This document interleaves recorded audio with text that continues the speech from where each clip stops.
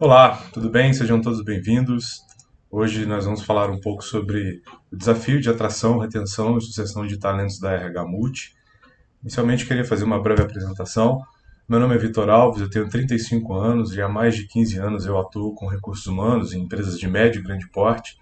Eu tenho um perfil generalista, então eu procuro usar dessa visão holística para criar e sugerir ações que busquem o desenvolvimento das pessoas e o sucesso do negócio.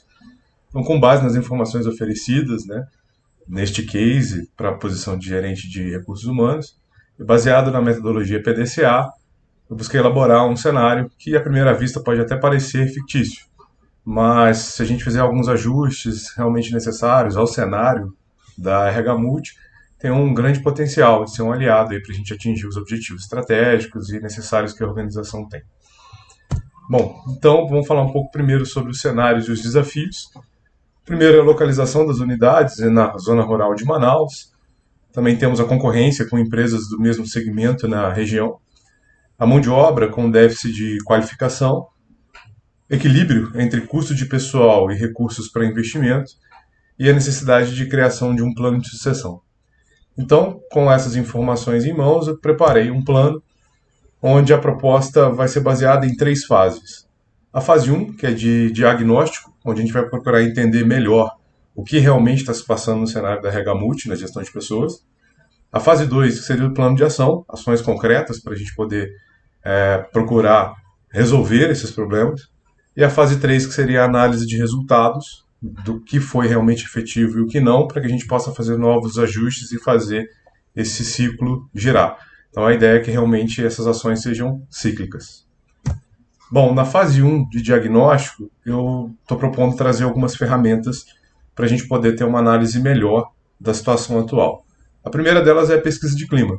Então a gente definiu alguns temas estratégicos com o objetivo de ter essa opinião autêntica dos colaboradores, usando um meio formal, confiável, mensurável, para a gente poder realmente pegar a empresa como um todo, o que as pessoas têm a dizer sobre vários aspectos. A entrevista de desligamento é uma outra ferramenta interessante para a gente buscar entender com os colaboradores que saem da empresa quais foram os principais motivadores, né? Por que eles acreditam que aquilo aconteceu, seja quem pediu demissão, seja quem foi desligado. O benchmark e a entrevista direcionada, o benchmark primeiro é buscar, com contatos de empresas do mesmo segmento, algumas informações estratégicas. A gente sabe que isso às vezes é um pouco difícil, nem todas as empresas dão abertura para isso.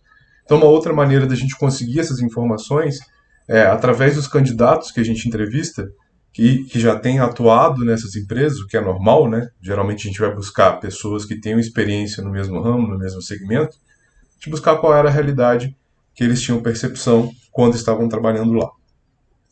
Outra coisa importante é a análise dos passivos. Então a gente procurar classificar aí quais são os principais motivos que levam os ex-colaboradores a entrar com reclamações trabalhistas, né? Isso também nos ajuda a identificar potenciais problemas.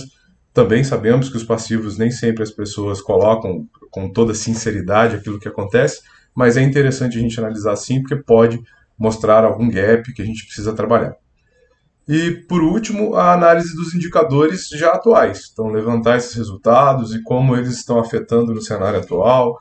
Absenteísmo, por exemplo. Qual é o índice? Quais são os principais motivos? Né? É realmente algum problema que as pessoas estão passando? Não. Então, a gente analisar os próprios indicadores também nos ajudam a ter um melhor diagnóstico. Com esse diagnóstico feito, a gente iria classificar ali quais são as prioridades para a gente poder passar para a fase 2, que seria de ações. Então, estou propondo aqui uma primeira ação que seria uma integração entre áreas. É sabido, em vários estudos aí da área de RH, que quando existe um clima, né, um ambiente de cooperação, as pessoas ficam mais motivadas, porque o ser humano ele é movido por interações, né? A gente precisa ter relacionamento com outras pessoas. Então, quando você vai trabalhar e, né, você tem ali uma relação bacana, que você faz trocas, isso é um fator também de motivação. Então, programas de interação e integração entre departamentos, visando esse comportamento de cooperação. E aqui alguns exemplos. O primeiro, a gente trabalhar com multiplicadores. Então, identificar colaboradores que tenham skills avançados e que possam disseminar esse conhecimento com outros colaboradores. Isso vai ser linkado a uma outra ação proposta que é o plano de treinamento, onde a gente pode usar da nossa própria mão de obra interna, né, reduzindo assim os custos, e ao mesmo tempo utilizar essa pessoa. Isso é um fator motivacional, porque ela vai estar ensinando outras pessoas, sendo reconhecida por ter um conhecimento profundo em determinado tema, né? E ao mesmo tempo ela vai estar interagindo, né, com outras pessoas, com outros departamentos, e isso pode fomentar aí várias ideias bacanas.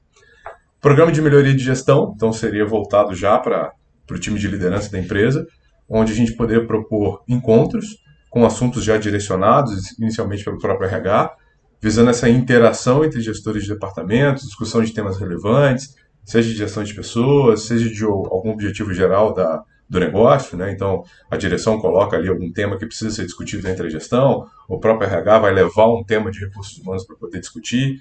Então, podemos fazer isso, por exemplo, a cada 15 dias, um encontro como esse, que pode trazer bons frutos.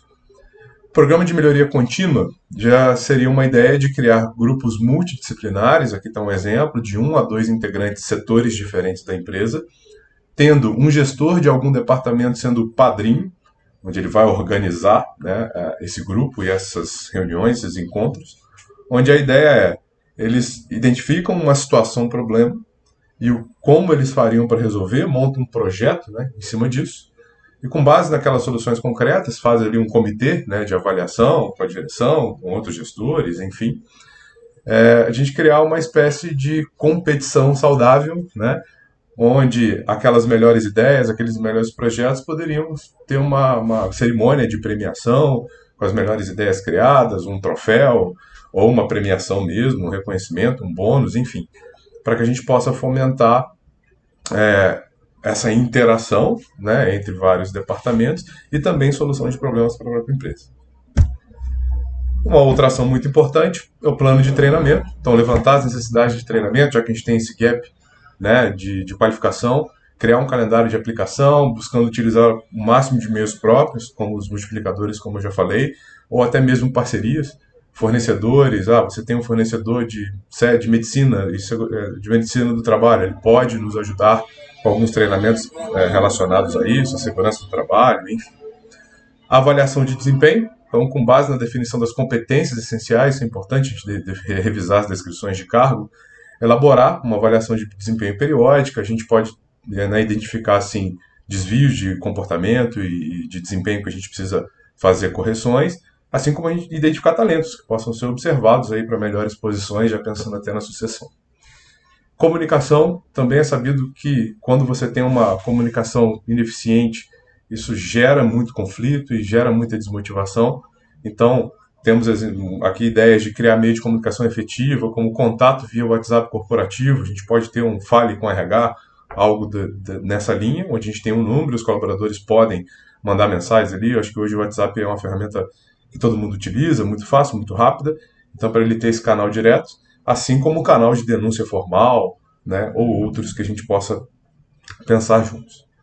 Organograma de sucessão, então elaborar um organograma por departamento, que identifica ali as posições, os seus níveis, assim como o que é necessário para alcançar posições em níveis superiores.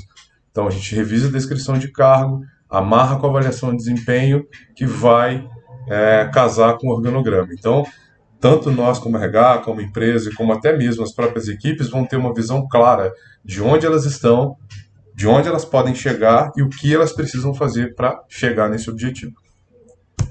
E já na fase 3, que seria a fase de resultados, nós iríamos então mensurar, né, com essas ações e outras que obviamente podem surgir no meio dessa fase de diagnóstico, a gente analisar isso por meio de indicadores. Então, verificar se os indicadores atuais já tiveram algum sinal de melhora e até criar novos, né? Então, por exemplo, não sei se a empresa hoje utiliza, mas níveis de aprovação no período de experiência é um indicador que mostra ali que a pessoa logo quando entra, se ela está realmente sendo aproveitada ou não. Enfim, os de treinamento, né? O nível de avaliação de eficácia de treinamento, por exemplo, indicadores de segurança do trabalho, número de acidentes. Então, tudo isso pode ser utilizado para a gente entender se o cenário teve uma melhora. Reaplicação da pesquisa de clima, isso também é muito importante, ou seja, você utilizar o máximo das mesmas questões, o mesmo formato, né, e comparar, né, os resultados com o primeiro ciclo.